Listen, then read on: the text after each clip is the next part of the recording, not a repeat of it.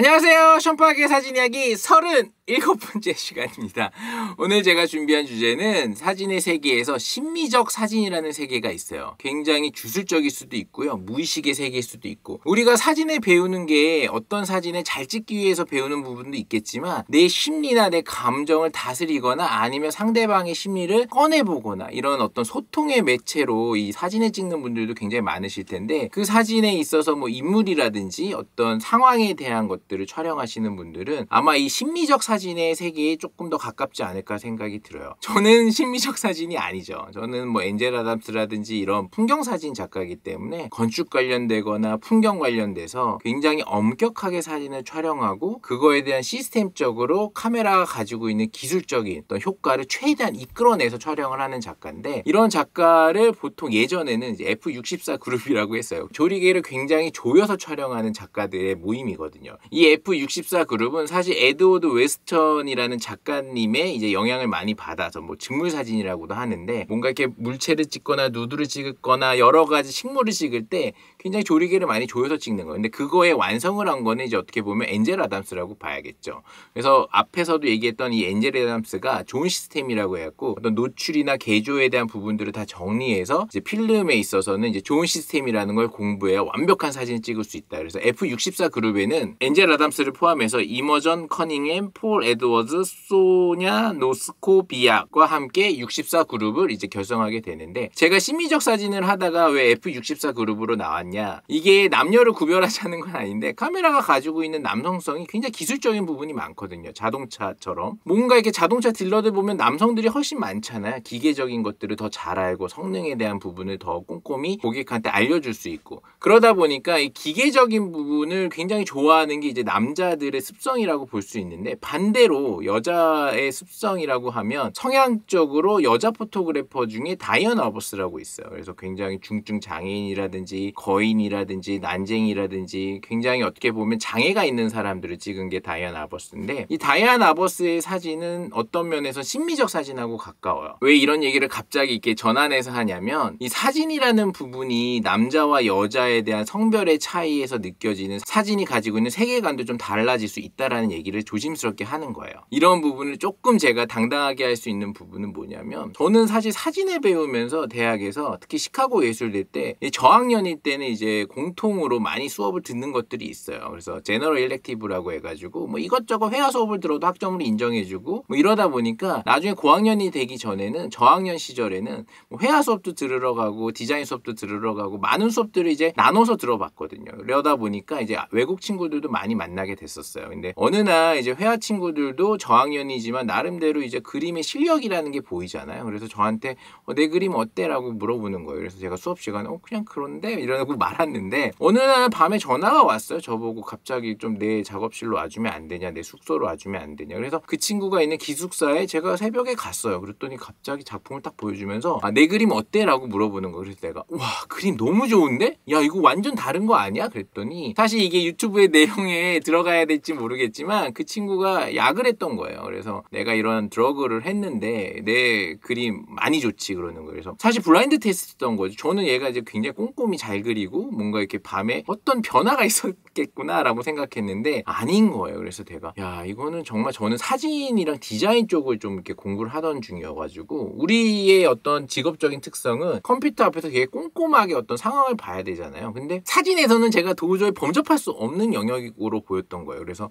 오늘 이 유튜브의 주제를 잡으면서 내가 심미적인 사진을 이제 좋아하지는 않을 수 있어요. 저는 이제 아무래도 이제 느낌이 가는 대로 촬영을 한다거나 어떤 무의식의 세계에 잡혀서 촬영을 하진 않지만, 그림에 있어서는 어느 정도 무의식이라는 게 있잖아요. 추상 예술이라고 해가지고 바스키아도 그렇고 이제 잭슨 폴락도 그렇고 어떤 면에서는 감정적인 변화가 굉장히 크다 보니까 이제 생을 조금 빨리 마감한 부분이 있는데, 이런 부분에서 이제 다이언 아버스라고 하는 작가도 이제 심미적 사진으로 봐야 된다고 생각을 하거든요. 어떤 부분에서 이 작가라는 부분도 사람이기 때문에 이 가정 환경이나 여러 가지를 영향을 받을 거 아니에요. 뭐 처음부터 천재로 이제 작가로 태어나는 사람은 없다 보니까. 그래서 다이애나 버스 같은 경우에는 기본적으로 제가 알기로는 백화점, 그 당시에 큰 백화점의 딸로 알고 있었는데 여러 가지 결혼이라든지 많은 부분에서 힘든 점이 좀 많았었어요. 그래서 이 다이애나 버스가 사진을 공부하면서 이제 패션적으로도 굉장히 유명한 이제 사진 작가로서도 이름을 알렸지만 자기가 가지고 있는 성향을 내재적으로 감추고 성향이 조금 남들이 봤을 때 일반적이지 않은 장애를 가진 사람들, 특히 거인을 찍은 사진이 있는데 그 거인이 집 안에 그 유대인으로 알고 있어요. 자식이 너무 큰 거죠. 그래서 어머니는 그 아들을 보면서 이렇게 뭐 사랑스러운 눈빛으로 봐요. 아들이 엄청나게 장애가 있는 큰 거인이지만 근데 아버지는 굉장히 시크하게 바라보는 이 사진이 있거든요. 이런 부분을 촬영을 했다는 것 자체가 그들과의 소통에 있어서 뭔가 면밀하게 그 상황을 보는 거죠. 그 상황을 본다는 거는 그 상황이 일어나는 사람들의 생각이나 이런 심미적인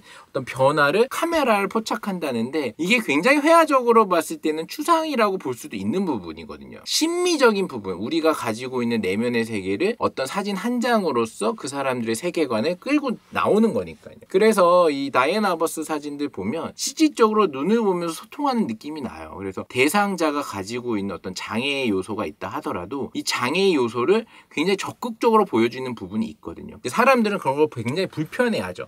나랑 다른 사람이 굉장히 막 카메라를 응시하고 촬영을 했네. 그래서 굉장히 비판도 많이 받던 작가지만 이 다이애나 버스가 마지막 이제 욕조에서 이제 본인이 이제 스스로의 생을 마감하기 전까지 그녀의 사진을 보면 이 심미적으로 이 사람들과의 얼마나 큰 교류가 있었으며 그걸로 인한 사람들의 비판적인 시선, 쉽게 얘기하고 예전에는 오히려 지금 시대들보다 훨씬 더 이렇게 보수적이고 뭔가 기득권적인 것들이 더 많았을 거 아니에요. 그래서 장애에 대한 것들을 이렇게 너무 노출시키거나 그것들 보여주려고 했던 것들이 일반적인 사람들한테는 불편한 감정을 만들었던 거죠. 하지만 작가로서 인정을 받아야 되는 부분이 있기 때문에 비엔날레에도 이제 초청된 이제 최초의 작가이기도 한데 이 여자 작가가 봤던 이 심미적인 사진의 세계 이런 걸로 인해서 이 다이애나 버스는 제가 알기로는 그런 것들에 대한 내가 찍는 대상자에 대한 사랑, 그거에 대한 지나친 관심, 나의 사진 뭐 이런 여러 가지가 자신을 더 힘들게 해서 이제 자살로 인생을 마감했다고 해요. 그래서 제가 이런 아마추어 사진 작가님도 제 채널을 볼 테고 프로 사진 작가님도 제 채널을 볼 텐데 이 직업적인 특징이 전혀 관련이 없는 분들은 사실 사진을 통해서 내가 가지고 있는 약한 감정을 조금 더 내려놓고 치료받기 위해서 이 사진을 배우시는 분들은 없을까라는 생각을 좀 했거든요. 왜냐 마이너 화이트라는 작가가 있어요. 제가 굉장히 좋아하는 작가인데 이 마이너 화이트도 심미적 사진을 찍는 사람으로 봐야 돼요. 그래서 뭔가 사진이 가지고 있는 기술적인 부분을 에드워드 웨스턴이라든지 F64 그룹의 엔젤 아담스라든지 이런 분들한테 영향을 아예 안 받은 건 아니에요. 직물 사진의 대가 에드워드 웨스턴으로부터도 이제 사진에 영향을 받았지만 마이너 화이트의 사진을 보면 이런 지붕이라든지 어떤 초원이라든지 어떤 광활한 이 들판에 이제 그림자가 쫙 내려져 있고 그 다음에 어떤 가로수길인데 인버트 시킨 것처럼 사진의 노출이 전혀 다른 형태로 보인다든지 창가에 눈이 소복히 담겨져 있는 어떤 창틀을 찍는다든지 이런 것들을 보면 조금 주술적인 느낌까지 나요. 아시아 사람이 아니고 미국 사람인데 어쩜 이렇게 동아시아적인 어떤 주술적인 사진이 들어있을까. 그래서 이 마이너 화이트의 사진을 보면 이제 무념무상이라는 얘기가 나와요. 그러니까 생각이 없는 상태에서 셔터를 눌러야 돼. 이게 말이 쉽지 생각처럼 어렵거든요. 무념무상.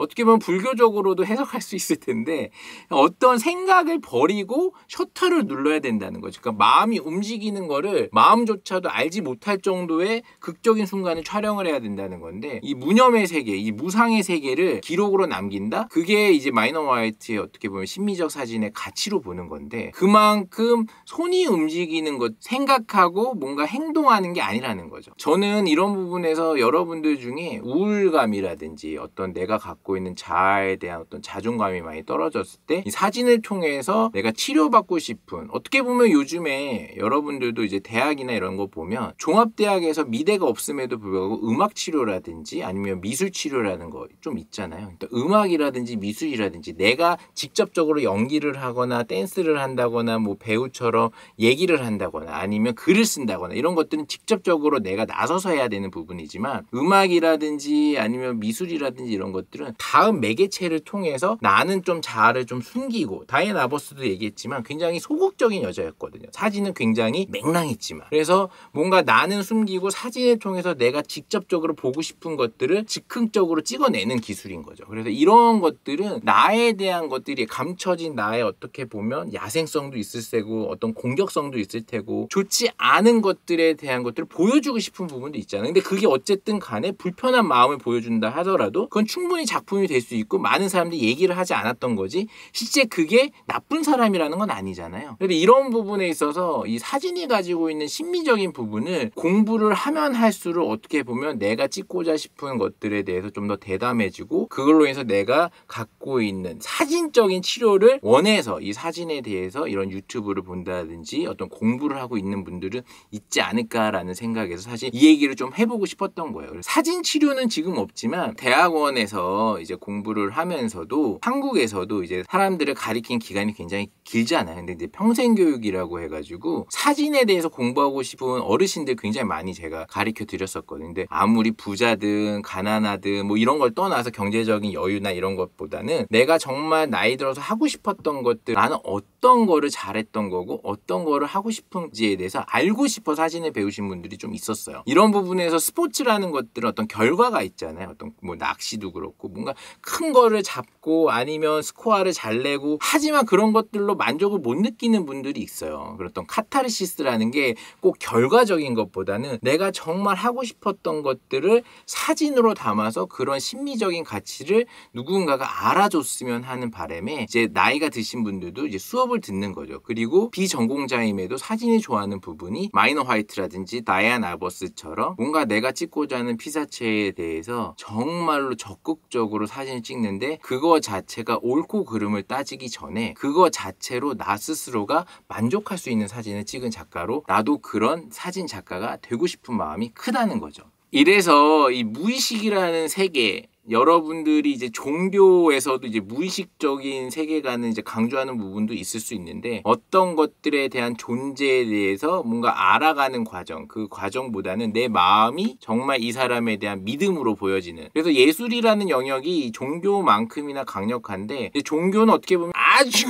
오래전에 만들었던 어떤 내용에 대한 함축적인 부분들을 우리가 그대로 받아들이는 거잖아요. 물론 그거를 이제 전공하고 공부해서 그 내용적인 부분들을 이해하고 뭔가 나 스스로가 설득당할 수 있도록 공부하시는 분도 있지만 실제 그들은 존재하고 우리는 그들을 믿어야 된다라는 것들이 어떻게 보면 종교에서는 그 아들하고 보는 거죠. 신적인. 근데 이 예술이라는 게 신의 개념은 아니지만 그래도 예술도 여러분들도 아시겠지만 우리가 루브르 박물관을 간다든지 이탈리아를 간다든지 뭐 어느 나라를 가든지 미국을 가든지 박물관이라든지 미술관은 꼭 가잖아요. 그만큼 인간이 만들어낸 하나의 매체, 시대를 막론하고 이 사람이 가지고 있는 감정 이런 것들은 후세대들이 봐도 그 감정을 읽어낼 수 있다라는 거. 그 감정이 굉장히 폭발력이 있다면 그 작가는 어떻게 보면 인간으로서는 최고의 가치가 있지 않나라고 사람들이 평가하는 부분도 있는 거죠. 그래서 미술관 같은 데 가면 정말 나랑 전혀 상관없는데도 어떤 작품을 보고 눈물을 흘린다거나 어떤 감정의 어떤 이 폭발이 오는 사람들도 많이 보잖아요. 이런 분들이 어떻게 보면 내 스스로가 가지고 있는 심미적으로 약한 부분이라든지 아니면 뭔가 공감을 해줄 수 있는 부분에서 종교도 그런 어마어마한 힘이 있지만 이제 미술도 그런 힘이 있다라는 거죠. 이런 심미적인 것들이 카메라 앵글을 통해서 사진을 찍어서 무의식의 세계에서 내가 촬영을 했다 하더라도 물론 그 경지를 저도 알지 못해요. 하지만 그 대상과의 소통이라든지 어떤 환경과의 소통이라든지 어떤 모든 것들을 내 세계관으로 데리고 와서 그걸 표현한다는 거는 뭐 어떤 면에서는 카메라가 어린 왕자 같은 스토리를 만들어줄 수 있는 이 매체는 아닐까라는 생각을 했어요. 그래서 모든 사람들이 다 뛰어난 사진작가는 될 수 없지만 최소한 내가 가지고 있는 생각이나 무의식의 세계에서 이 카메라가 가지고 있는 심미적인 가치를 내 스스로가 알아보고 그거에 대해서 뭔가 생각해서 스스로가 촬영하고자 하는 피사체를 정말로